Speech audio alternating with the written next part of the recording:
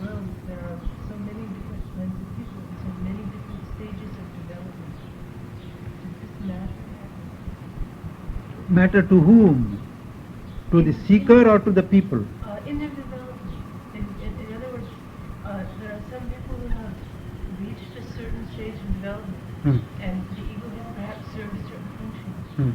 But there may be others who are much less developed, in which case is the ego still necessary to function, or is it a general movement in the evolution of the earth that the ego can physically? The role of ego has certainly a function to play in the development of personality. Ego is nature's device to have a point around which the flow and flux of life can be organized so that there is a point of individuality. Once the point of individuality has formed, once the point of reference has been built up, and you are habituated to refer everything to it, that is the point when ego was the helper and ego is the bar. Ego is a help to many, but when one arrives on the threshold of spiritual life, ego becomes the bar. In the normal day-to-day world life, ego is a help to many. But when one comes to spiritual life, ego becomes a bar. Ego has to be progressively thinned out. It cannot be killed outright.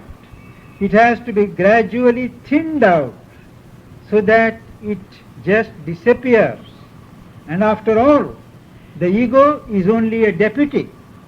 When the deputy goes, he is the real soul, the real center of God, the soul that comes forward. You need not preach the removal of ego on those who are still wedded to the ways of ignorance. We have not yet arrived at a stage in their evolution when they are to take a leap into Godward life. Those who aspire for higher life, it is for them that ego has to be condemned.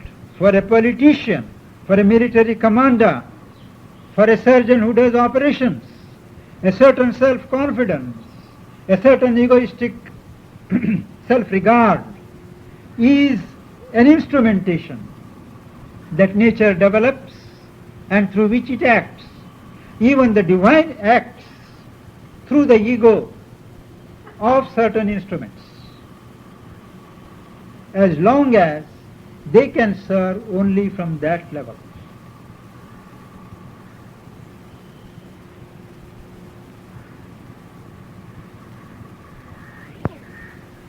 Will there be a marked change, a worldwide change, as far as ego is concerned, if that the ego begins to go for many people? Will it move more quickly in those who are less developed? That is true. Today there is a mental recognition all over the world that the ego or self-interest should cease to be the final arbiter of things. Things must be looked at and decided from a larger, a more universal standpoint, not the ego. To that extent, it has been a gain, there has been progress, that there is a recognition of the necessity of relegating the ego backwards. But there is not yet enough sincerity in the people that matter to give up that ego. Each one expects the other to give up his ego. That is the fact, whether outside or inside. As Mother said, if we do not learn, if we refuse to learn, nature, supernature has its way of shocking us into sanity. What she calls the crash of circumstances will force human beings to think differently, to look differently, and to act differently. It's not a question of not knowing, it is a question of wanting to do. Question of sincerity. All of us who are gathered here know exactly what is right, what is to be done. Question is whether we are sincere enough to translate into practice what we know. There are 100 extenuating circumstances for each one why he is not doing. Understood. But that is the position.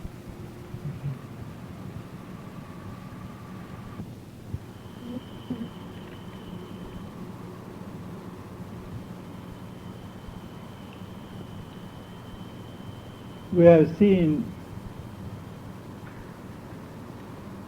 that in any yoga, it is any one power or a number of powers of one's consciousness that is utilized as the means to establish contact, develop relation, to culminate in union with God. We saw last time how in the yoga of knowledge one starts with one's mind, the faculty of thinking, discriminating.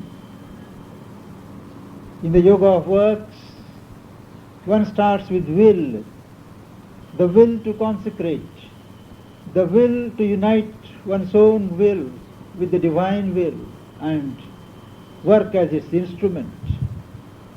And in the yoga of devotion, which is our theme during the present series of talks, it is emotions that are the means to approach God. Any human relation that is possible with the divine is taken up, developed and intensified, so that through that relation the human consciousness is cultured and develops into an ultimate identity with its objective in the divine. There are any number of possible relations with God, but in many religions, especially of the Semitic origin, it is the fear of God that dominates, and I would say vitiates the intimate relation that man can have with God. The explanation for this perverse twist to the human approach to God can be explained historically this way, that originally when the intelligence of man was not developed as it is today, man tended to conceive of a superior being in control of the universe, a superior power which could influence life in the world and his own. He regarded a power or number of powers which could promote his prosperity as well as push him down the road of adversity. And he invented ways and means to propitiate these powers so that they could further his ambitions and desires. And he also found out ways and means, prayers, petitions, supplications, to avert the wrath of God from his destiny.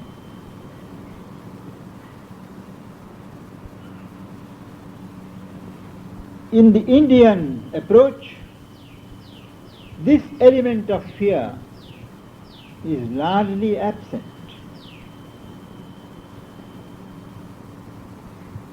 The root and the basis for fear is the conception of sin. It is regarded in certain religions that man is originally tainted with sin, and God is conceived as somebody who can be bribed to avert the consequences of the sin for those who know how to propitiate him, and who condemns others who are not so fortunate to eternal hell. Of course, in the Indian religions, there is the conception of heaven and hell. But it is regarded not as a product, not as a result of some original sin with which man is born, but as a reward for virtue, as a punishment for vices that man does by his own free will. Whatever the reason, the element of fear of God is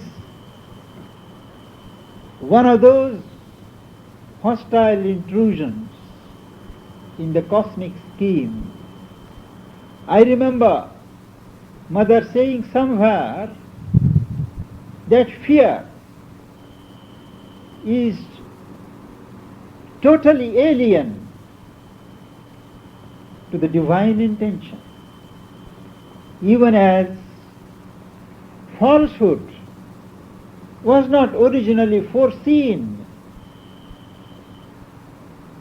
when the movement for manifestation gathered momentum. So too, fear is a twist, is a totally unexpected intervention precipitated by the Asura, the Titan, the Antichrist, where there should be only love, there should be only a flow of sweetness. Fear has introduced a shrinking, an aversion, a withdrawal. However, now that it has formed part of the evolving world in ignorance, it has to be faced and it has to be eliminated. This first conception and formation of fear as one of the ruling factors determining our relations with the divine gradually gave place to the conception of God as a ruler of law, righteousness, one who awards the fruits of one's labor, a little bit of improvement on the original conception. And gradually, the ideas of good and evil, virtue and vice, took root. But the idea that punishment is meted out by God has still remained. Everyone knows that God is not there to punish. Man punishes himself enough. Every day in his life, when he errs, when he allows his consciousness to deviate from the right, from the truth, his consciousness goes down. Grooves are formed in his being in which his movements flow helplessly. Is that not enough self-punishment? Man punishes himself out of ignorance, and he can cease to punish himself in the measure in which he comes out of the belt of ignorance. In the Indian religions, instead of fear, it is the lure of heaven and the fear of hell that has come to dominate. Exaggerated stories of scenes in paradise,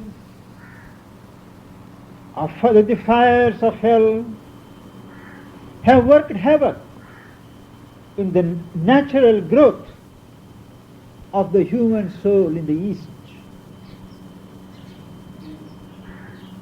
There are even certain traditions which don't believe in God at all. They only believe in the heaven and the hell after this life. If God exists, or if gods there are, they are part of this scheme of the Hades and the paradise. Life came to be looked upon as an opportunity to win entry into one and avoid precipitation into the other. We are speaking of somewhat primitive conditions of the evolution of religion, for it is in religion that the approach of devotion largely took its root. Yoga takes over this contribution of religion, of devotion for God, exertion of oneself in the ways of devotion, and purifies the way from many of these grosser elements. In yoga, particularly in the yoga of love, in the yoga of devotion, one takes up any relation that permits an interchange, an outflow of one's emotions.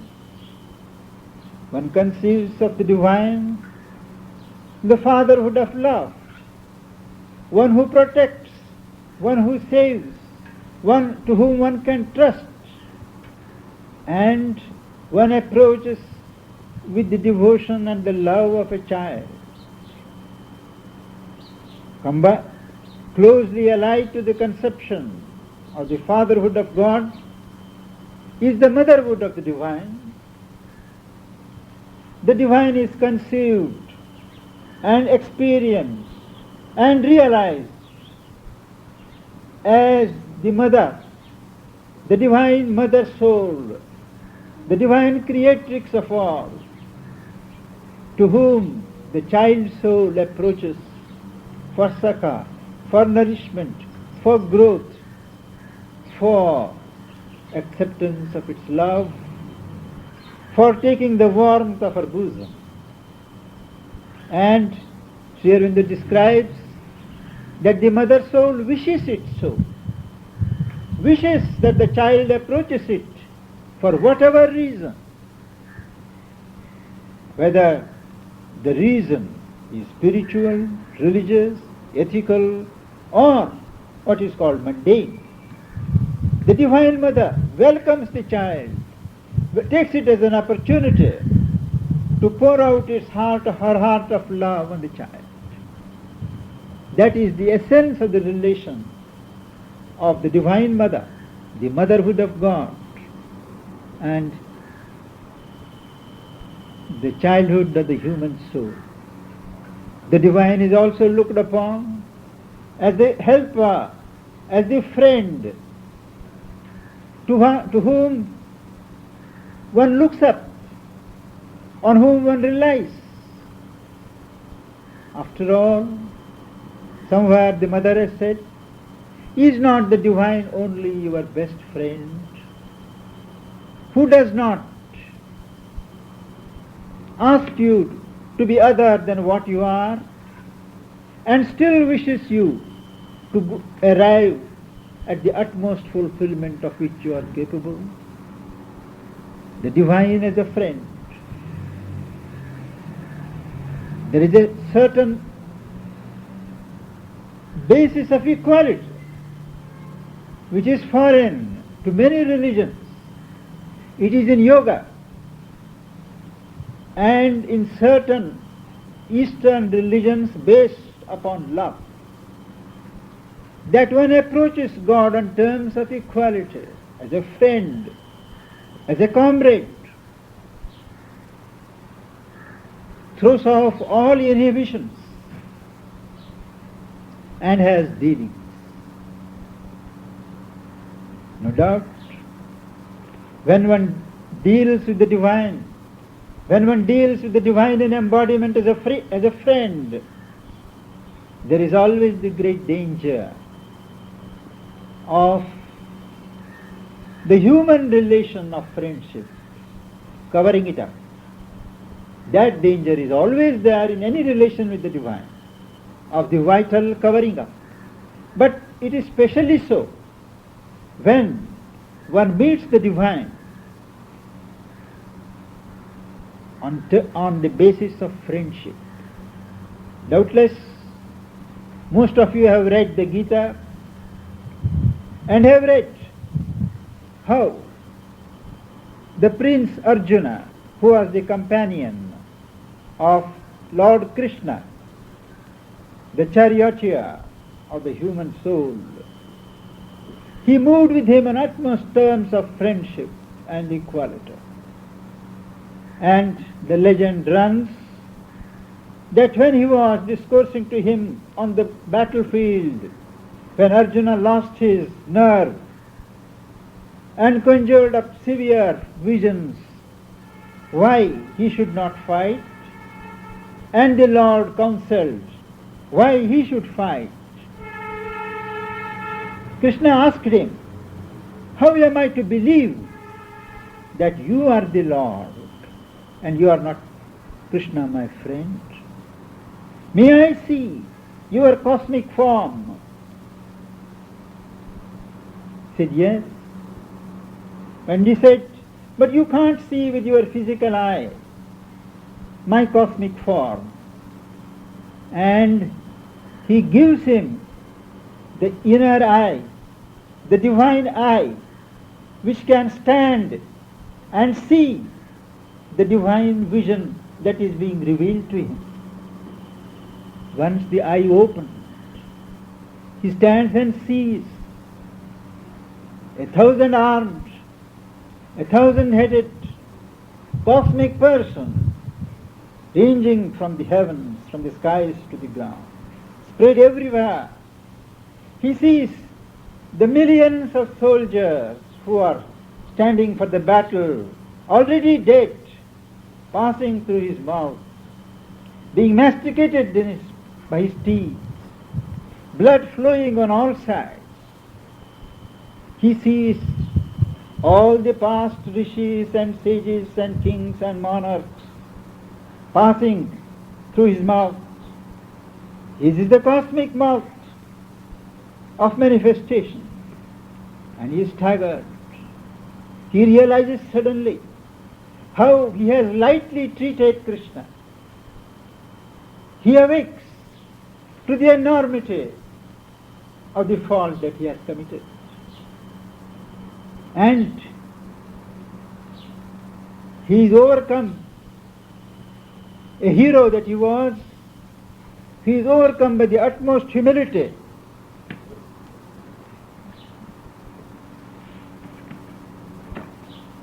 And praise to him.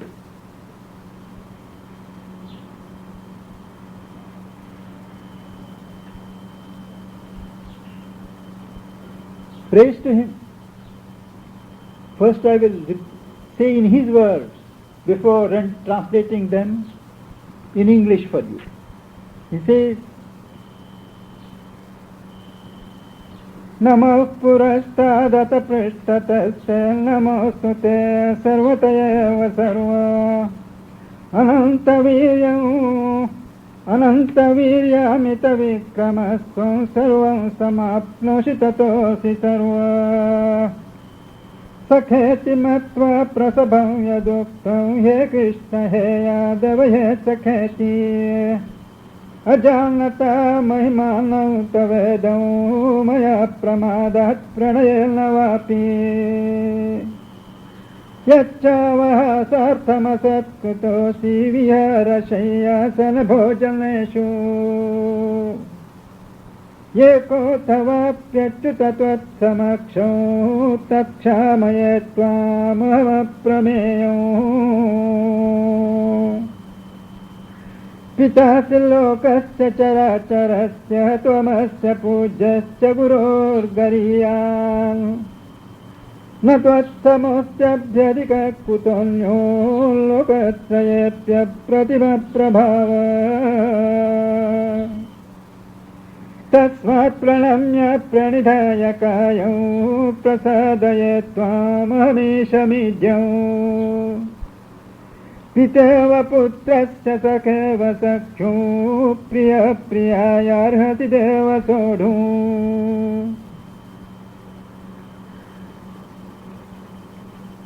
Salutation to thee 1,000 times, over and yet again salutation, in front and behind, and from every side, for thou art each and all that is,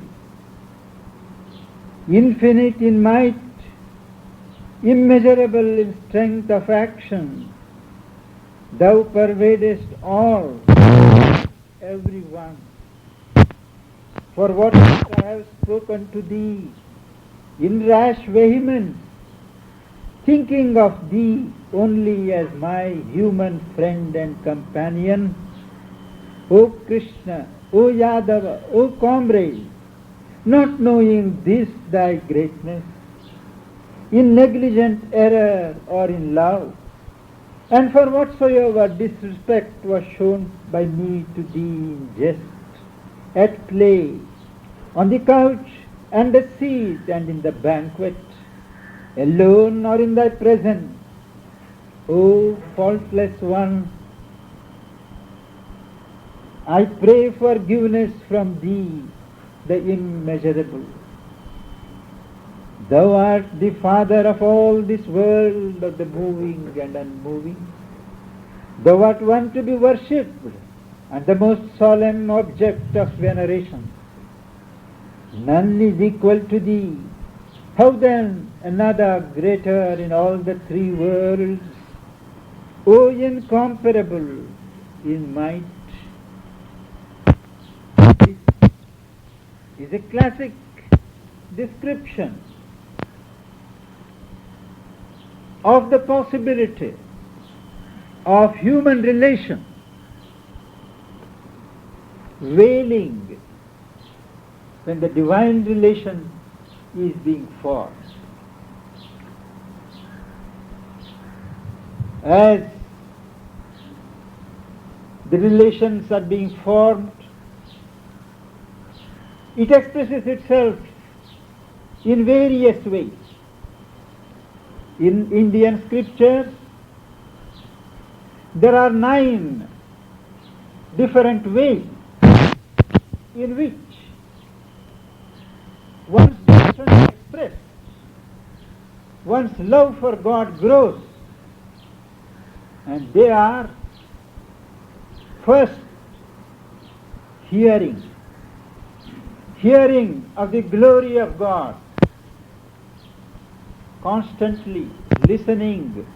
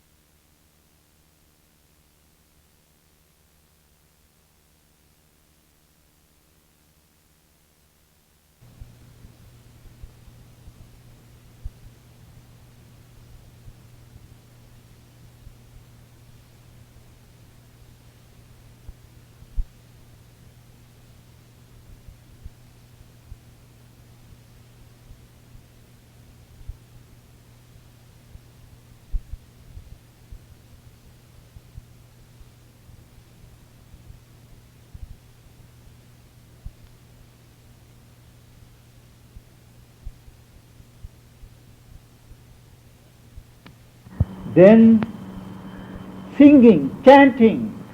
Chanting is glory. Then remembrance.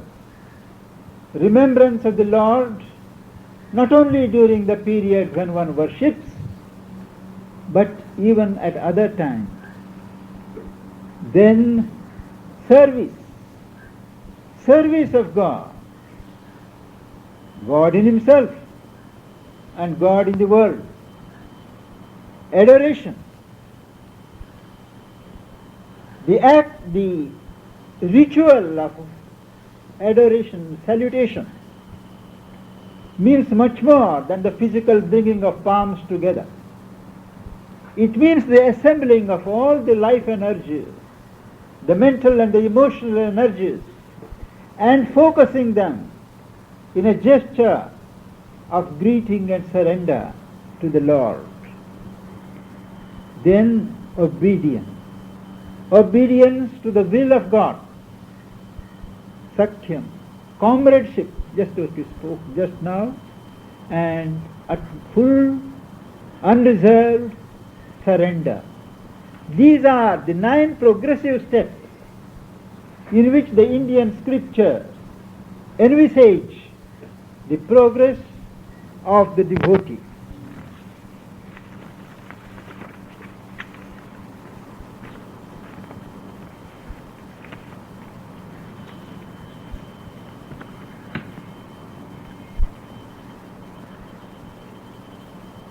If one can have relations with the divine, relations of devotion, if one can approach the divine as one's father, as one's mother, as one's great friend, it is certainly legitimate, Sri Aurobindo points out, that one addresses one's prayer. One puts forward before the divine one's needs, whether the needs are material, psychological, or so-called spiritual, it matters little. All that matters is that the child soul needs it, and the need is formulated and transmitted to the divine. He who sanctions, He who has promised that He sanctions and He helps the devotee to keep what is sanctioned. How does the liver of prayer operate? In one of the most beautiful explanations that he has given, rational explanation,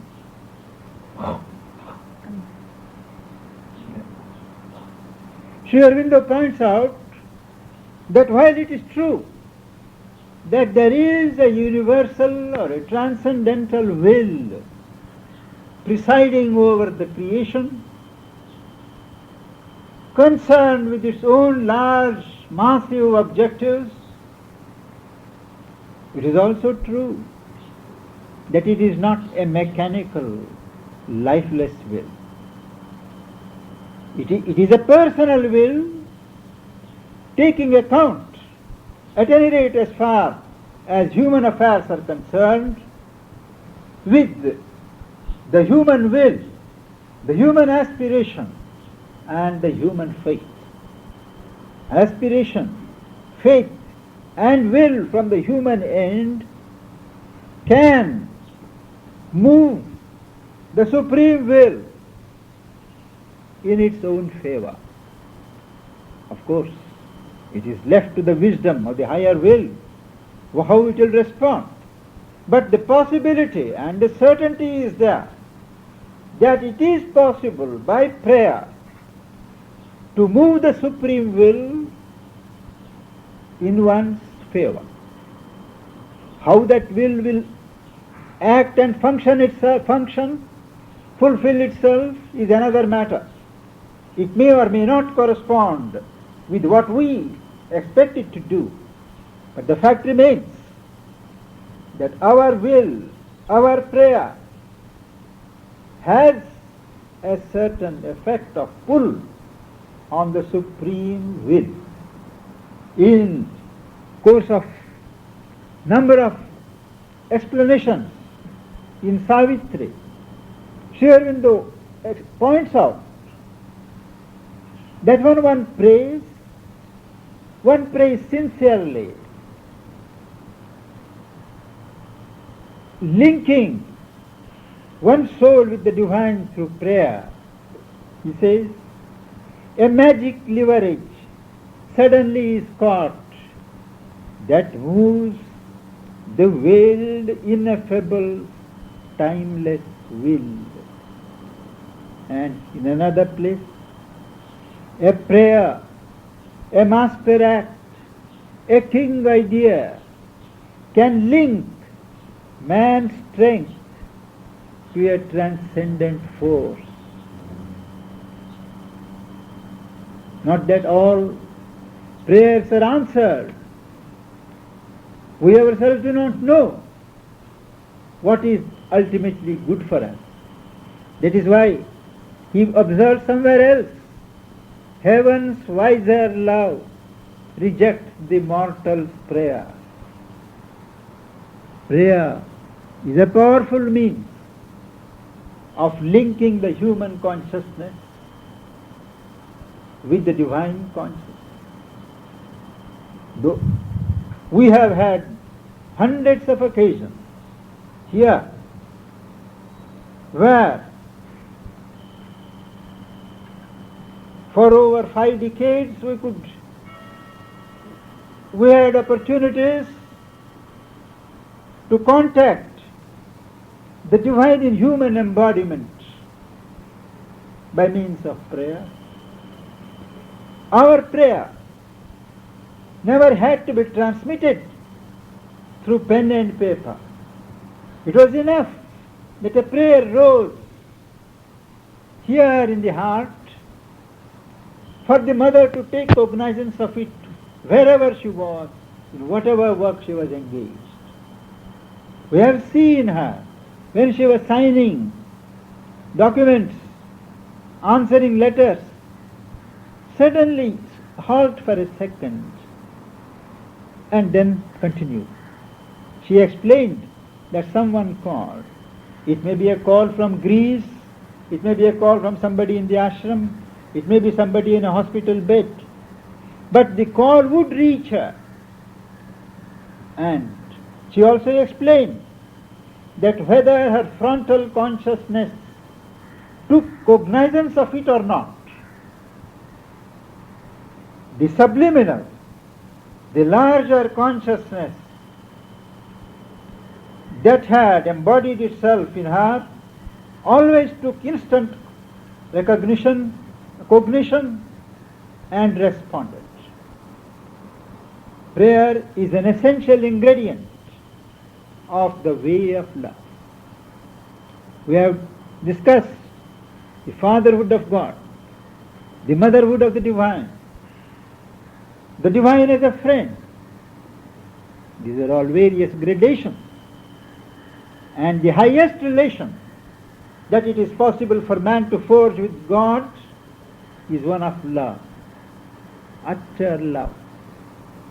The Gita speaks of 4 classes of devotees and says all are legitimate approaches. There are those who are distressed and seek for succor. They are welcome. There are those who want their needs to be fulfilled. They are also attended to. There are those who want to know the divine, acquire knowledge of the divine. They are also welcome. There are those who know the divine, and because they know, they love the divine. For ultimately, the crown of knowledge is love. You can't but love when you know the divine for what it is. You know that what you are in your inmost being and what the divine is but one. This secret oneness is the fount of love. Whatever the motivation when you start, as one develops, these elements slowly drop off. There is even a stage when one becomes ashamed of the original motives and one is intent on concealing them.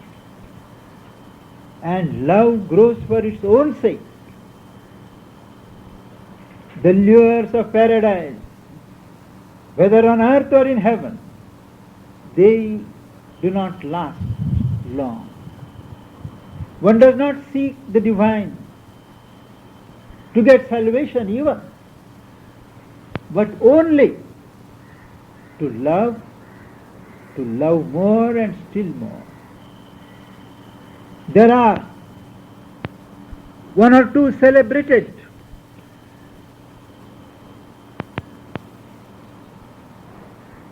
verses in Sanskrit spiritual literature which sum up the whole philosophy of the ultimate culmination of life. It is the devotee who speaks to the Lord. He says, I do not bow down to your feet in order to arrive at the knowledge of oneness, nor do I offer my devotion to escape the fires of hell, nor do I want your favor to sport with the damsels or the nymphs of heaven, but I want to adore you, to wait upon you in the palace that is my heart, in state and state, in emotion and emotion. He says, Naham vande tava charanayor dvandvamadvandvayeto kumbhi pakam gurumapi hare narakam napanetu ramya rama mrudutanlata nandalena pirantu bhave bhave hridaya bhavane bhavayeho bhavantam.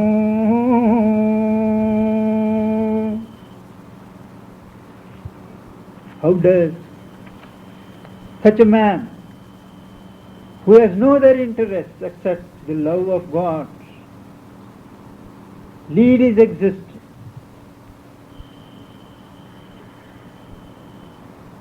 What does he do when he has to eke out his livelihood?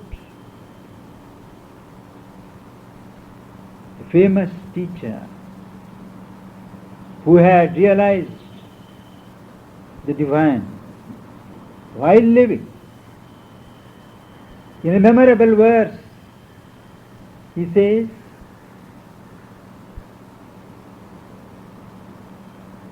"Myself art thou,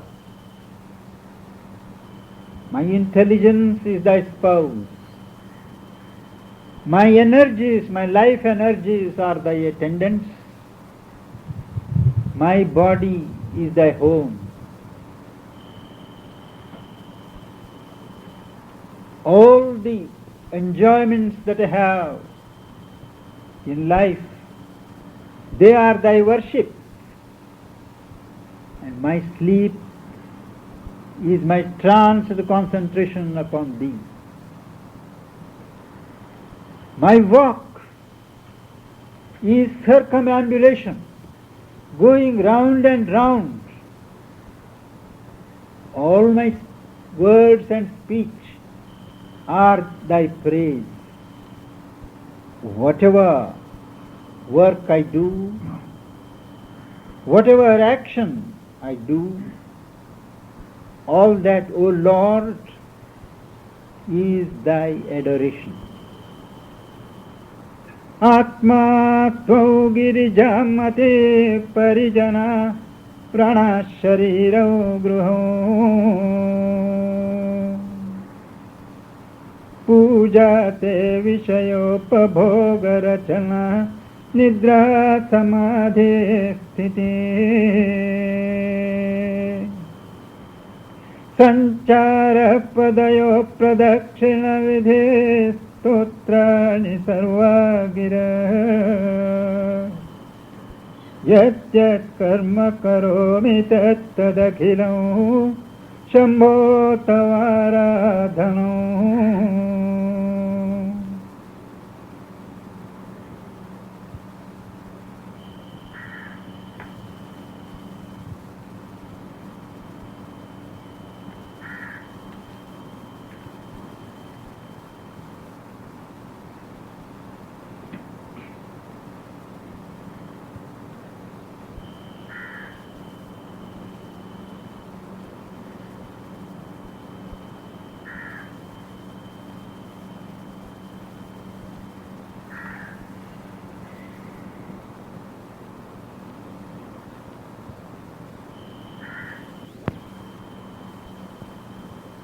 Narad, you have no question?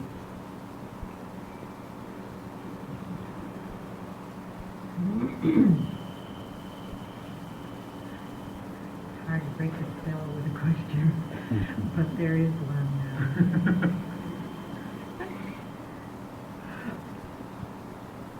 In the Kathopanishad, speaking of fear, Yama says in the shloka, for fear of him, and then he lists, yes, the sun hastens in its courses, and death itself hastens in his course. It belongs to that period in the evolution of human consciousness when one aspect of God was conceived as the ruler who had a law, Varuna, the guardian of law. There was a guardian of law for earth, another guardian of law for water, and so on. So that conception of God as the ordainer, not so much the protector, as the keeper of law and righteousness, was still prominent. Sri Aurobindo has pointed out in his Foundations of Indian Culture how the human consciousness had to go from gradation to gradation, and it was only after the mental heights were exhausted and the vital regions were traversed that the psychic and the deeper levels came front and blossomed in that period of mysticism and religion of love with Krishna, Chaitanya, and these day godheads, Radha, where the human soul learned to trust God, to love God, and never to fear God. As long as the human evolution had not yet freed itself from the unregenerate animal heritage, this sort of compulsive ethics was maintained. So it serves for It serves the supreme diplomat, as you know, Sri Aurobindo said in Savitri, can use even our fall for our rise. So the divine uses even the devil for his own purposes. But fear is an intrusion. But the divine has used it to expedite. Yes.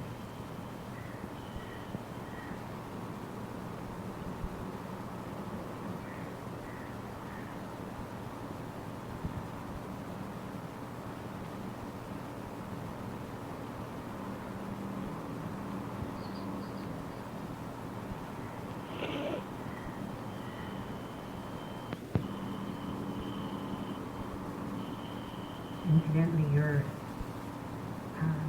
rendition into Sanskrit of Thakur's Upanishad shlokas was played in the Bharat Needham. Oh, I see. And it's tremendous. Just resound, you know. Very powerful Upanishad. Sri Aurobindo was very fond of it, Kathopanishad. Very.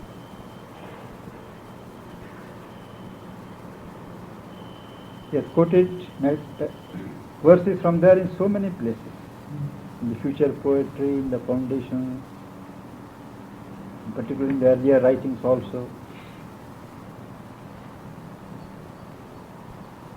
And his explanations of the three necklaces and all that is very original.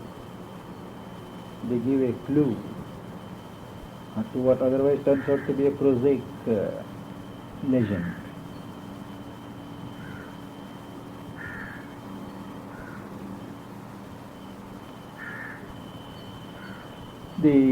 Speaking of the way of love, what Vivekananda has written he has written on the 4 lectures on the 4 yogas, what he has mentioned about the devotion is extremely good, because he has summed up all that the Indian tradition has to say on the subject. Where it was, I think, delivered in America, those lectures. They are issued in separate volumes. Yoga of devotion, I think. Bhakti yoga they call it.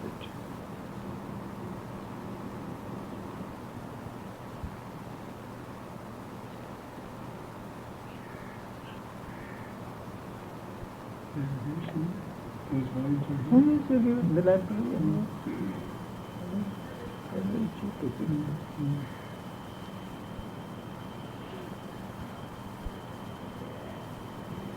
But even in India, which is the home of yoga and these movements, even such a living tradition of love, it got reduced into a lifeless system later when they started systematizing it. Those who came after Chaitanya, they started classifying and dissecting the various emotions and all this sort of thing, and it turned out to be absolutely dry. That is the bane of systematizing by the intellect. Love is a thing that is to be felt, experienced, realized, not to be analyzed by the mind. The mind can witness, but the mind cannot, the intellect cannot analyze it. The moment intellect enters into love, love ceases to be love.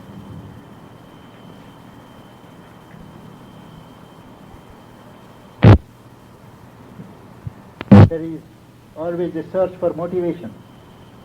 The psychologist covers in. Isn't it? Can't the vital also have motivation? Vital, there is a pure vital, real vital, and a coated or a surface vital. When it is the true vital, what Sri Aurobindo calls the warrior of the divine, nothing like it. When that vital comes and catches flame, it is on the impulse of that vital people give up their lives, give up their careers, sacrifice themselves, and do anything for love. It is on the inspiration, on the impulsion of that vital.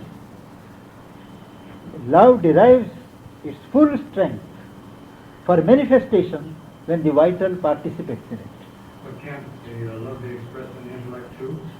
In the mental vital area of the intellect? It remains largely a theory. World is one. As long as I intellectualize it, as long as I feel the oneness only in my mental horizon, without a corresponding effect in my consciousness elsewhere, it remains a mental theory. There are many philosophers who at some time or other feel that the world is one, but they cannot communicate that truth to you. When you read it, it doesn't make an impact and change the direction of your life, because it does not carry the assent and the participation of either the heart or the vital. But still, love can come through in the right purified intellect. Yes, yes. Purified, yes. Because that intellect ceases to be the logical intellect. Yeah. Intellect comes into its true role of reflection of the higher knowledge. And when it reflects the true form of love, and the true form of love, true in purified mind, is the perception of an intimate oneness. But is true love really any identity anymore with the vital than it is with intellect? Isn't it free of both? Or the highest part of both? Why? These are all intended to be the instruments of manifestation of love. They are intended to be. Once we purify them of their external dross, love sucks them and throws itself out through them.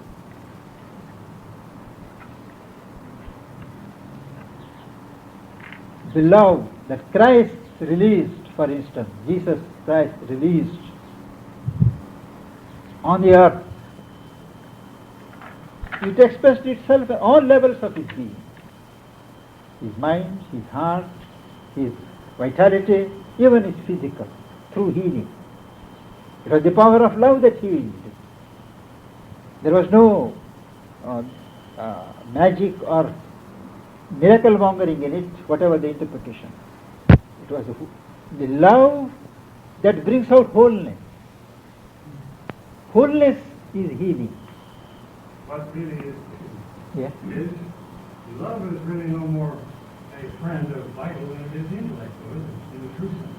People, I get the idea that so many people think, use the feeling side, avoid the thinking, when the true being can use either one in its true sense, in its own higher nature. Would you repeat the question? Vital love is not, but neither one is really the love itself. I agree. Vital love is different from love, because it is love that is appropriated by the vital that is called vital love. And the same with the other. Same. But when love expresses itself through the vitals, it is different. Right.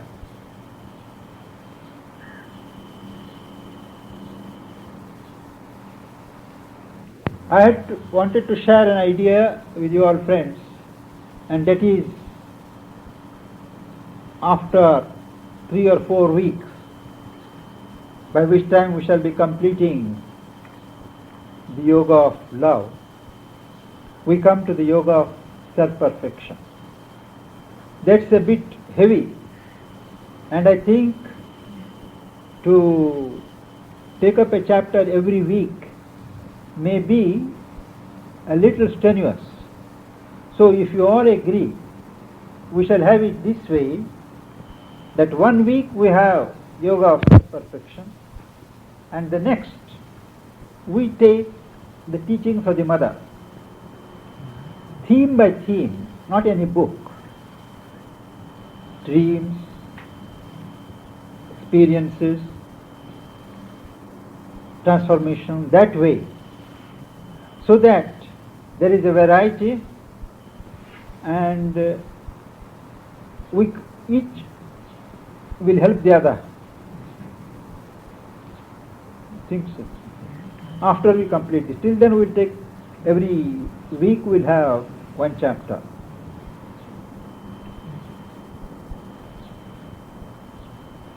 That was the original idea when we started, you remember, the